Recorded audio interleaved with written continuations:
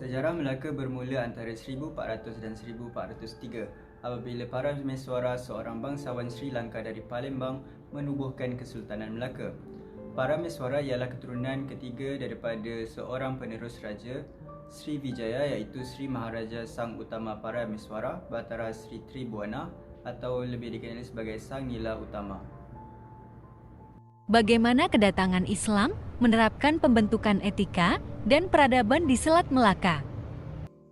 Kedudukan strategik Melaka yang menguasai keseluruhan laluan bagi aktiviti perdagangan di Selat Melaka telah menjadikan tempat tersebut sebagai kuasa ekonomi yang terunggul di Nusantara.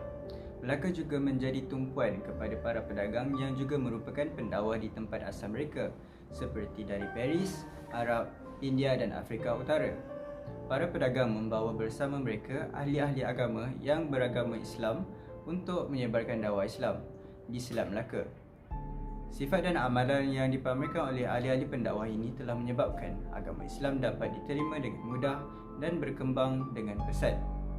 Selain berpakaian bersih dan sopan, akhlak dan tingkah laku serta percakapan mereka penuh dengan hikmah dapat menarik perhatian penduduk-penduduk setempat di situ.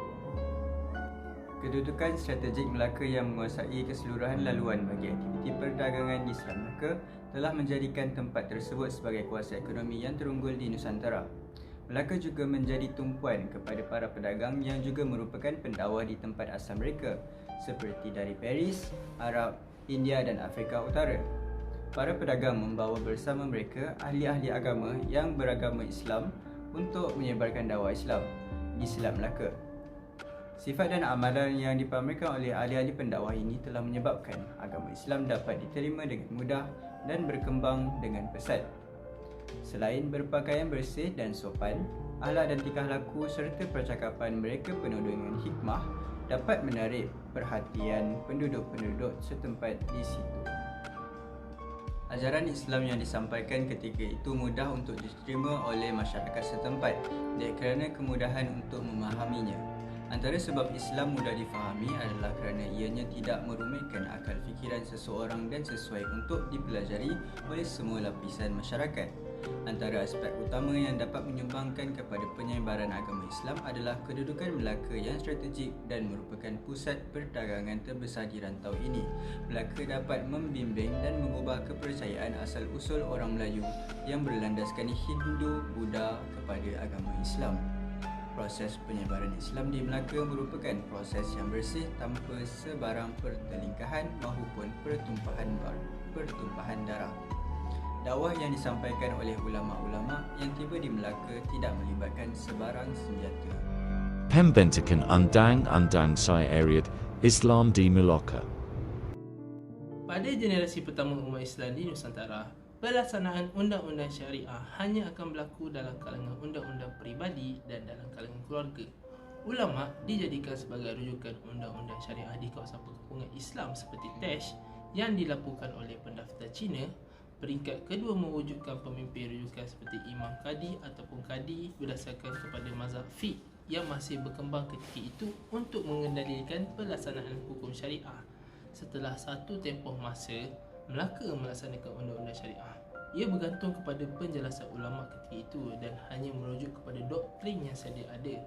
Kemudian, pada zaman Sultan Muhammad Shah, Melaka telah mula menggubal undang-undang berdasarkan undang-undang syariah di Melaka. Dua teks undang-undang yang telah berjaya disiapkan semasa zaman pemerintah Sultan Muzaffar Shah ini ialah Hukum Kanun Melaka dan Undang-Undang Laut Melaka. Setiap individu di wilayah Melayu lebih faham dan hormat akan sistem sosial meletakkan sultan dan kerabatnya sebagai golongan penaung. Dengan ini, wilayah ini berkembang pesat dan antaranya adalah Melaka yang menjadi pusat perdagangan wilayah serantau. Kisah Pengguru Budaya Lain di Selat Melaka dalam Etika dan Peradaban. Salah satu etnik yang terkenal di Melaka hasil perkahwinan campur adalah Baba dan Nyonya. Komuniti ini dikatakan telah bertapak di tanah Melayu sejak lebih 600 tahun yang lalu ketika pelabuhan Melaka masih terkenal di persada antarabangsa. Kewujudan etnik ini adalah dari pedagang Cina yang singgah untuk berdagang dan berkahwin dengan masyarakat Melayu tempatan.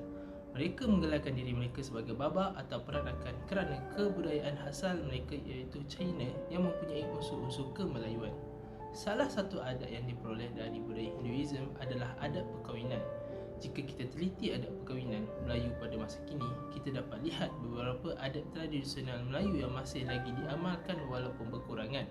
Antara adat yang masih diamalkan adalah tepah sirih dan sirih junjung. Faktor etika dan peradaban Islam dalam kemajuan sosioekonomi Selat Melaka.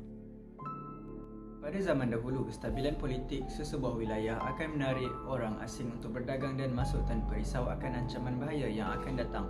Dengan itu, para pedagang merasakan bebas dan selamat untuk berlayar ke sesebuah negara dan berdagang sekaligus meningkatkan ekonomi sesebuah wilayah. Dasar imperialisme yang digunakan Tun Perak menjadikan penyebaran Islam itu lebih mudah untuk disampaikan.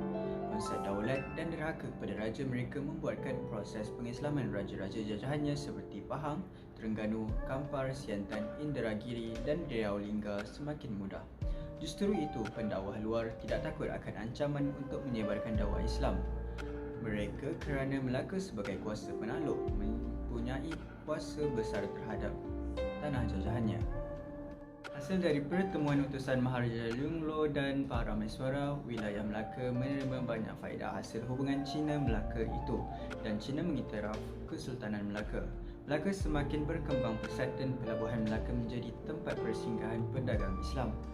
Mereka diberikan perlindungan politik dari Cina. Perlindungan politik yang diberikan oleh Cina ini menarik lagi ramai pendakwah untuk menyebarkan Islam ke Melaka kerana Cina yang merupakan kuasa besar di Asia telah memberikan perlindungan terhadap mereka. Simpulannya, kedatangan Islam ke tanah Melayu sememangnya membawa banyak perubahan dan penghargaan baru dalam keagungan tamadun Melayu. Tidak dapat dinafikan lagi bahawa wujudnya pusat-pusat tamadun unggul di dunia amnya dan di Asia Tenggara khasnya adalah kesan daripada pengaruh Islam yang meresap ke dalam tamadun itu.